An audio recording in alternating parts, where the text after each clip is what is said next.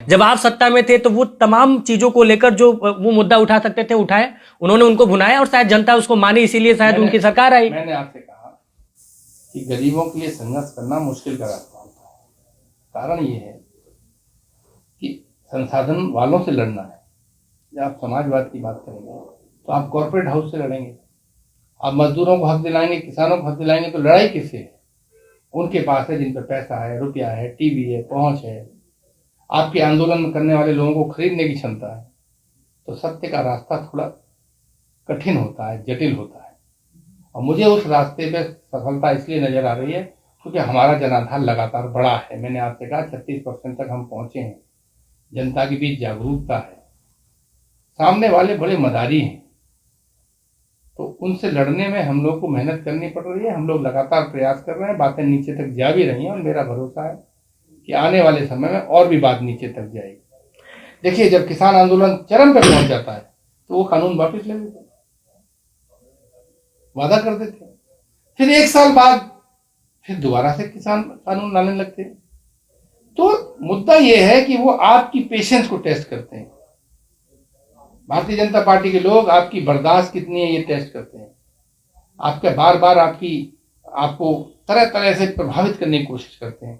तो धारा के विपरीत लड़ेंगे तो संघर्ष तो होगा ही, थोड़ा मेहनत तो लगेगी, थोड़ा मुश्किल तो होगा ही, कुछ असफलताएं भी आएंगी, लेकिन जो सफलता आएगी वो निर्णायक होगी और लंबे समय के लिए होगी।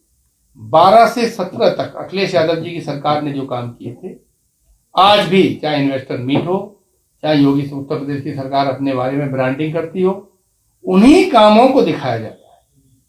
अभी भी योगी जी की सरकार के पास 7 साल के बाद कोई ऐसी बड़ी परियोजना नहीं है, 2 या 3, जो वो दिखा दें कि मेरी सरकार के टाइम में बनी ये बड़े इन्वेस्टमेंट से बड़ी फैक्ट्री है, यहाँ ये डिफेंस एक्सपो हुआ था इसकी वजह से यहाँ गोला बारूद बन रहा है, या मैंने कोई बहुत बड़ा अस्पताल बनवाया है, कोई बहुत बड़ा विश्वविद्यालय बनवाया है, कोई और ऐसा स्ट्रक्चर बनवाया है जिससे देश का विकास, प्रदेश का विकास होगा, आगे बढ़ेगा।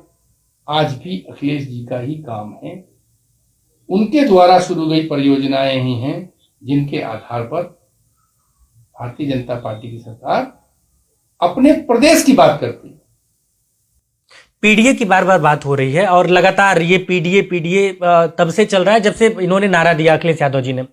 उसके बाद से फिर अभी इसमें पीडीए में एक तो ये जो ए शब्द है, इसको पहले तो सिर्फ इसमें पीडीए पिछड़ा, दलित और अल्पसंख्यक, अब इसमें बाद में उन्होंने अगड़ा भी ऐड कर लिया। तो अगड़ा ऐड करना मजबूरी है या फिर ये समाजवादी विचारधारा से प्रेरित होकर, या फिर राजनीतिक बस, क्योंकि उनके पार्टी में तो अगड़े नेता भी हैं। पीडीए एक समाजवाद, पीडीए, सोशल जस्टिस, ये सब एक ही बात है।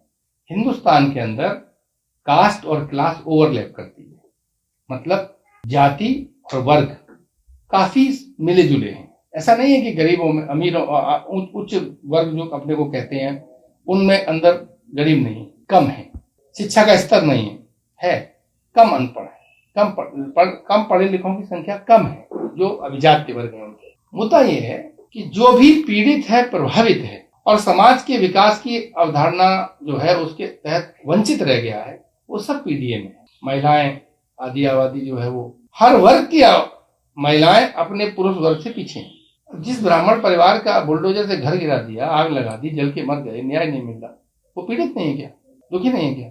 जिनके घरों को रौंद दिया जा रहा है, अपनी मनमर्जी के हिसाब से इनकाउंटर कर दिए जा रहे हैं, मकान के मकान लोगों के गिरा दिए जा रहे हैं, उनको सही मुआवजा नहीं मिल रहा, किसानों को लाठी मार के भगा दिया जा रहा है, ये पीड़ित नहीं है क्या? तो बात कहने का तरीका है, भाव समझना चाहिए कि जो भी पीड़ित है, प्रभावित है सरकार के कोप से, जिसके साथ भी इतिहास में न्याय नहीं हुआ, उसका जो मान सम्मान और उसको जो देश के सामाजिक संसाधनों में, जो आर्थिक संसाधनों में हिस्सा मिलना चाहिए, मौका मिलना चाहिए, वो नहीं मिला, वो सब पीडीए। सबसे पहले आपको सम्मान देने का सवाल। बहुत कॉन्ट्राडिक्शन था बहुजन समाज पार्टी के साथ, लेकिन अखिलेश यादव जी ने आगे बढ़ के गठबंधन किया, मान सम्मान किया और अपने दल में भी जिम्मेदारी, हिस्सेदारी, मौका दिया। अभी भी रामजीलाल सुमन जी जैसे वरिष्ठ नेता को राष्ट्रवान भेजा, पहले भीमराव अम्बेडकर जी को भेज रहे थे, राज्यसभा बीजेपी के षड्यंत्र से हार गए तो विधान परिषद भेजा। और गठबंधन भले ही लोगों ने तोड़ दिया हो, आज बहन जी की बहुत सारी ऐसी पॉलिसीज हैं जिनकी वजह से भाजपा मजबूत होती है, समाजवादी को नुकसान होता है, लेकिन उसके बावजूद हम उनका सम्मान इसलिए करते हैं कि उन्होंने दलित पीड़ित शोषित वर्ग के लिए इतने साल तक उनकी पार्टी ने संघर्ष किया है। वो भी सामाजिक परिवर्तन ला रहे थे, हम भी ला रहे थे, और कुछ वो रास्ता चले, कुछ हम रास्ता चले। अगर किसी मजबूरियों के साथ कारण वो नहीं चल पा रहे तो हम मान सम्मान स्थान दलित समाज को इस आधार पर नहीं देते। हम इसलिए देते हैं क्योंकि हमको सामाजिक परिवर्तन करना है, और सामाजिक परिवर्तन से बराबरी आएगी, बराबरी से आएगी तो सामाजिक न्याय होगा, और तभी इस देश में एकता और अखंडता मजबूत हो। चर्चा तो इस बात की भी है कि अगर मायावती जी अगर ढंग से चलती, थोड़ा सा तीव्रता लाती अपने काम में, क्योंकि कई सालों से वो बैकफुट पे काम कर रही हैं, फ्रंट पे आके नहीं राजनीति कर रही हैं, क्या इससे भी नुकसान हो रहा है समाजवादी पार्टी को? हमारा नुकसान उस तरह नहीं हो रहा, लेकिन बात यह है कि दलितों का वोट तो बट रहा है। निश्चित तौर पर अगर हमें तो आज तक यही समझ में नहीं आया कि हमारा उनका गठबंधन टूटा क्यों। उनको लाभ हुआ, हमें 5 की 5 सीटें रह गई, हम तो पहले ही 5 MP थे, वो 0 से 10 हुई, वोट भी बढ़ा, उसके बावजूद भी एक तरफा टूटा। तो हमको लगता है कि कुछ मजबूरी है, और भारतीय जनता पार्टी का हमें शक है, क्योंकि ये लालू प्रसाद जी को जेल में डाल दिया, उनकी पार्टी पे तमाम तरह की ED CBI लगाई, हेमंत सोरेन के साथ क्या हुआ, हेमंत विश्व शर्मा जैसे लोग भाजपा में चले गए तो मुख्यमंत्री हैं, उनके सारे पाप माफ हो गए। तो कई लोग लड़ पाए, कई लोगों को दबा लिया, कई लोगों को ब्लैकमेल किया। तो हमारा शक है कहीं इसी तरह की कोई दबाव न हो। यह बहुजन समाज पार्टी जैसा एक अच्छा दल जो कैडर बेस्ड ऑर्गेनाइजेशन था, अगर उसका धीमा चलना, चाहे मेरे लिए फायदे का, समाजवादी पार्टी के लिए फायदे का हो, नुकसान का हो, किसी हो, लेकिन समाज के लिए फायदा नहीं, क्योंकि वो लोग भी पीड़ित शोषित वंचित वर्गों का प्रतिनिधित्व करते थे। CBI ED की बात हो रही है, CBI का समन भी आया है। ये तो आजकल सर्टिफिकेट हो गया है, जिसको CBI ED का सम्मान आ जाए इसका मतलब वो सरकार का कट्टर विरोधी है, इसका मतलब वो सही रास्ते पे है, उसको लोकतंत्र में विश्वास है। संजय सिंह अभी भी जेल में है। मतलब उसका संविधान में विश्वास है, इसका मतलब उसने अपने घुटने नहीं टेके हैं, इसका मतलब सरकार उससे भयभीत है।